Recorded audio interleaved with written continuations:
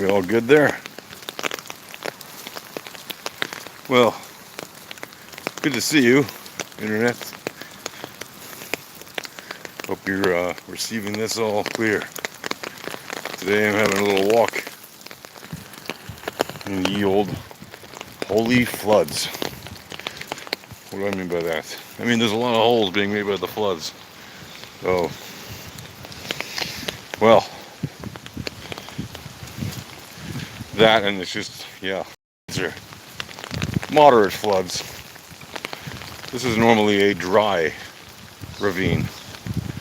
There's only water in it at some points during the late or during the autumn and winter months, sometimes early spring, but really pretty much just like late October to sometime around February, but even less. But normally, even when there's water in it, it's like only a couple of inches of water, maybe 4, 5, 6 at times, depending on where you're walking this little ravine. Today there's at least a couple of good feet of water in there. We're having some light to moderate flooding happen locally where I am right at the moment. And yeah, well, there you go. It's definitely floody out in these fields today. So anyway, what I want to talk to you about is not really just the floods that we're seeing here. It's the flood of misinformation and disinformation coming out of the whole conflict between Israel and Hamas, in Israel and in Gaza, and in Judea and Samaria. I mean, there is a non-stop barrage of misinformation and disinformation. And, you know, that's part of war, an information war. And you see a lot of nonsense happening in this particular war. Why? Because misinformation and disinformation are used as tools to persuade, dissuade, and otherwise influence people into changing their positions or strengthening their beliefs. The real goal is to change the position of the middle of the bell curve. Because you always have on one side people who believe one thing no matter what. On the other side, people who believe the other thing no matter what. And it's really all about convincing some majority of the people in the middle of the bell curve of distribution to side with one side or the other. And that's what the information wars are all about. In the case of Israel and Gaza, and Hamas, and the Palestinian people, and the Israeli people, and the Muslims, and the Jews, and the Christians, and everybody else in that particular part of the world, you'll notice that misinformation and disinformation are vital to the strategy of fighting that war. And it's especially true on the side that generally loses the kinetic war. And in this case, we're talking about the Arab side. Right? They tend to lose the kinetic battles and wars.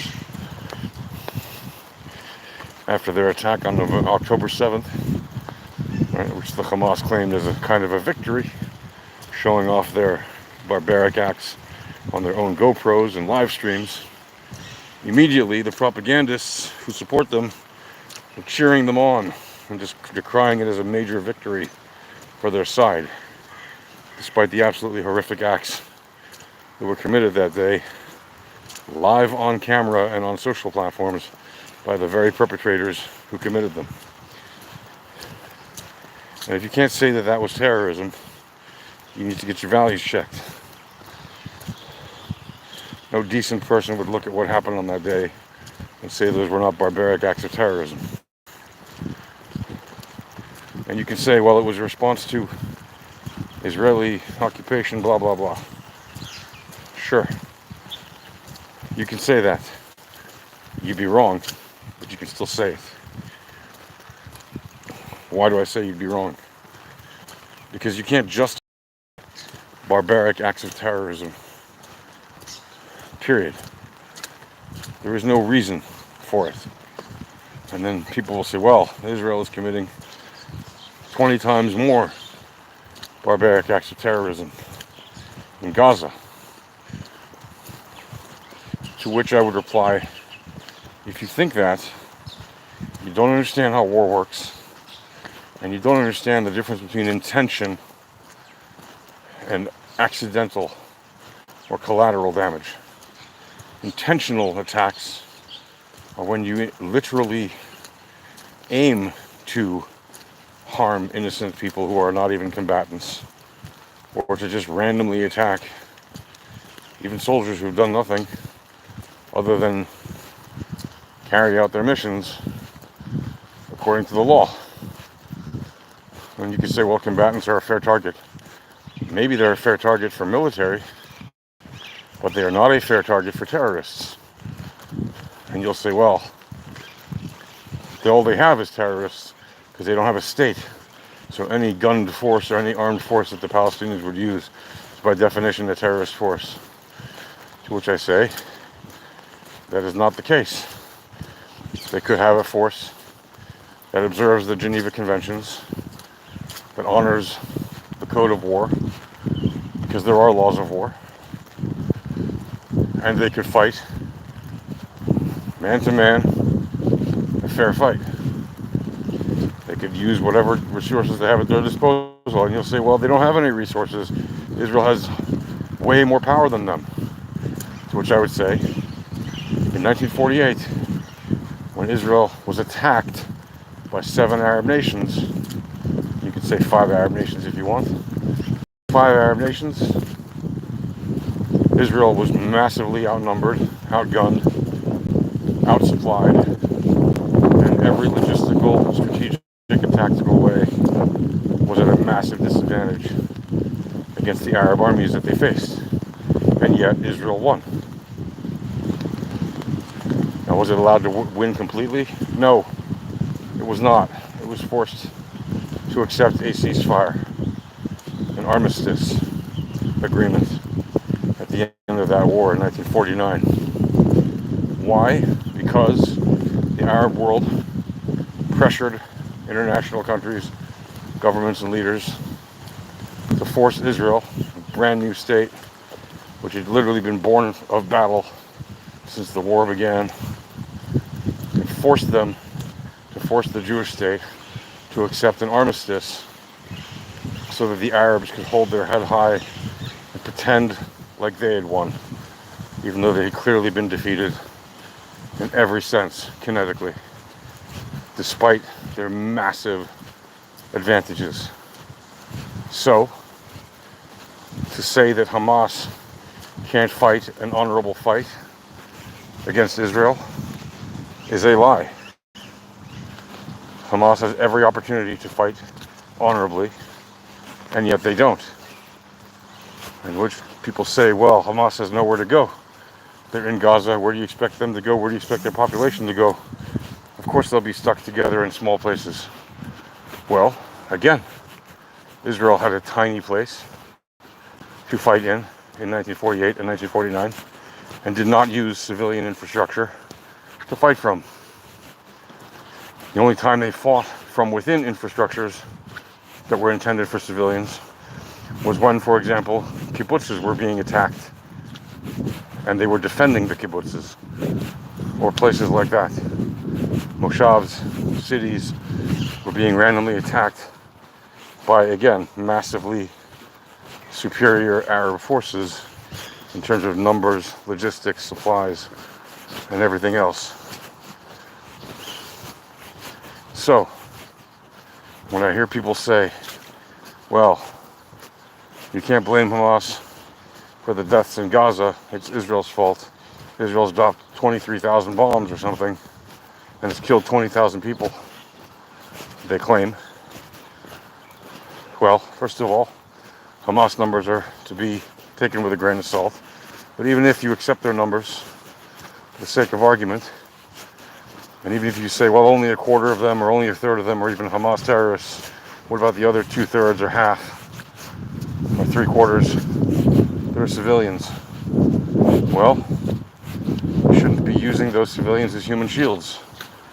And if you say, well, they're using human shields not on purpose, but just as a matter of fact because those humans have nowhere else to go other than to hide in their homes, which means that they're hiding, quote unquote, behind Hamas, and that's not their fault, and it's not Hamas's fault. It's the Israelis' fault for dropping bombs on them, even though Israel knows that there are civilians in those buildings. Well, it does everything it possibly can, more than any other army in history, to tell civilians to get out of the way. It sends SMSs, it sends WhatsApp messages, it makes phone calls, they drop roof knock bombs on the roof, which are bombs that have no charge. They just make a loud noise so people know you really need to get out of this building before we blow it up. And over again, they tell people, get out. And over again, Hamas tells them, you can't leave or we'll shoot you. And those that are brave enough to leave, leave.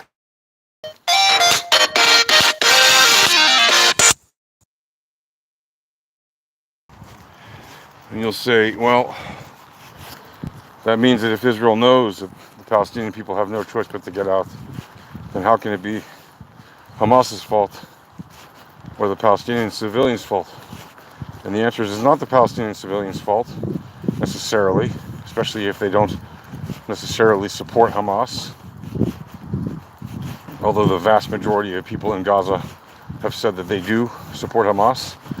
And even if you say, well, recently polls have been done and only now it's down to 50% or 55%, that's still a majority of the people supporting Hamas for their actions on October 7th and for their actions against Israel since October 7th, including in Gaza and by firing more rockets into Israel. To which I say, sure, yes, it's not the fault of the innocent Palestinians who are not in support of this stupid war. It is the fault, however, of the Hamas for not allowing those civilians to leave. It is this fault of the people who support Hamas for agreeing not to leave, even though they know the impending doom is coming. And is it Israel's fault for doing everything they can and yet still having innocent civilians die as a result of those bombs? You might argue that, but I wouldn't agree, because if you talk on a legal level, Israel is doing literally everything that it has to do and far more than it has to do by literally calling the enemy and telling them when and where they're going to strike. Name another army that does that on a regular basis, over and over again. It doesn't happen. You know why? Other armies don't give a damn if they kill innocent civilians. They may tell you they give a damn, but they clearly don't. Only Israel does that with its army. And well, if you say, well, why would you be upset? Israel is the occupying power with all the might. Israel is not an occupying power in Gaza, and Israel is not an occupying power in Judea and Samaria. Israel is the power that controls the land of Judea and Samaria and allows the Palestinians to govern themselves. And 97% of the Palestinians living in Judea and Samaria are under full Palestinian governance. 97%. So when you say Israel is an occupying power, that is a lie. They are not occupied territories under international law. And even if they were, it's meaningless, because international law is a joke. Why is it a joke? Because it has no teeth, no enforcement, and for the most part, it is completely biased and favors dictatorships and autocrats. And therefore, it has absolutely no basis to declare that what a free and just society is doing is illegal. Israel has a very strong court system, despite my very own criticisms of the Israeli system, and it has many reasons to be criticized. There's a lot of corruption, there's a lot of things it shouldn't be doing that it does, Nevertheless, it is a far, far better sense of government and a far, far greater measure of freedom and democracy than we see in all of the countries and all of the territories and all of the people that surround Israel. But to pretend that it's somehow comparable to what the Palestinians have, either in Judea and Samaria, under their corrupt system of autocracy, or under the same corrupt theocracy run by the Hamas in Gaza, well, you're kidding yourself. Israel is not an occupying power. They are the power of the land, and they have that power by virtue of victory in battle. Battles which, by the way, once again, I remind you, were beset upon Israel by Arab armies. Israel never asked to start the war in 1948 and never was allowed to win the war by accepting the surrender unconditionally from the Arab armies. And you'll say, well, the occupying forces have been occupying the Palestinians for so long that of course the Palestinians are going to resist with arms. To which I say, well, that's the problem of the Palestinian resistance movement. If they would stop resisting, they could have peace. But they don't want to have peace. It is a fact. The Palestinians are being used by pawns, as pawns, by their own leadership, as well as by other Arab nations and other sympathetic countries that pretend to care about the Palestinians, when in truth they clearly and obviously don't, or this situation would have ended decades ago. How do we know it would have ended decades ago? Well, because organizations like UNRWA and organizations like the EU and all of their charities for the Palestinian people, and even US aid given to the Palestinian people, have allowed the Palestinians to continue their armed resistance, so-called armed resistance, against Israel. Illegitimately, illegally, against all laws of wars, against every Geneva Convention, by using terrorism as a strategic method, intentionally, to use terror to attack innocent civilians on purpose. And again, if you don't understand the difference between attacking somebody on purpose and attacking somebody by accident, you've probably never been in a combat zone. And when you say to me, well, it's simply not believable that so much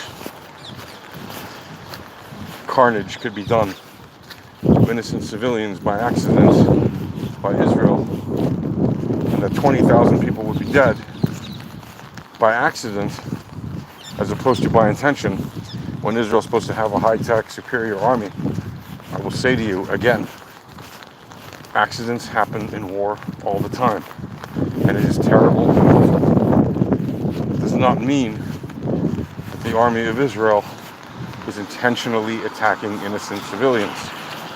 If anything, the 23,000 bombs and 20,000 dead demonstrate that with less than one death per bomb, Israel is being as precise as it possibly can to kill the targets and to destroy other targets, whether they're people or infrastructure.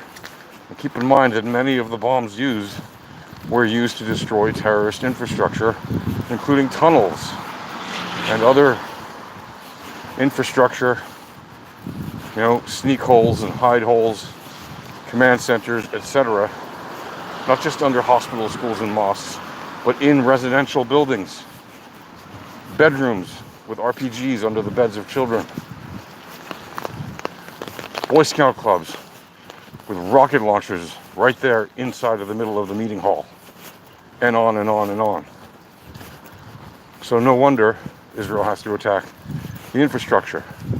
And a huge portion of the infrastructure that Israel attacks is destroyed without a single death, because they're attacking places or bombing places that they've engineered to explode or demolish, because they've discovered terrorist infrastructure and they can't just let it sit. Why can't they let it sit? They can't let it sit because if they let it sit, it'll be used again. for that purpose. So the Palestinians in Gaza suffer at the hands of Hamas, who spent the last 16 years, 17 years or so building up military infrastructure or terrorist infrastructure inside of Gaza in every nook and cranny, instead of building up an actual place that could be possibly a nation and a state. Again, the misinformation and disinformation is practically endless. And it is a ridiculous statement to say that Israel is to blame for all of the deaths in Gaza, when there is a clear and easy solution to this war. If Hamas would surrender and return all the hostages, this war would end immediately. But they don't, because they believe that fighting, even if they lose tens of thousands of people more, will make them the victors. Fighting, fighting, fighting. They don't want peace. They just want to kill Jews and destroy Israel. They just want to kill every Israeli, regardless of their race, religion, creed, anything. And anybody who's in Israel. They even killed Palestinians on October 7th, who happened to be in Israel. They just don't care. They want to destroy Israel and wipe it off the map. Their intention is genocide, ethnic cleansing, and a Holocaust. That is their intention. When Israel kills tens of thousands of people in Gaza, it is absolutely horrible. And you could say there's no excuse for it, but it is not their intention. They do not want to do that.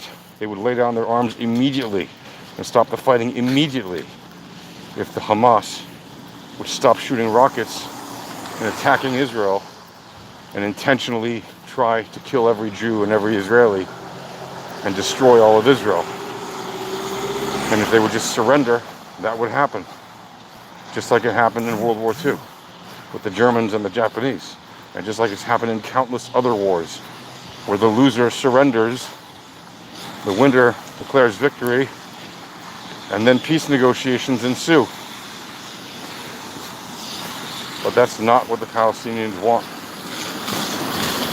And when I say the Palestinians, I don't mean every Palestinian, but I do mean the vast, overwhelming majority of them, who rightly or wrongly, and I believe it's wrongly, but who for whatever reason refuse to accept surrendering in order to make peace.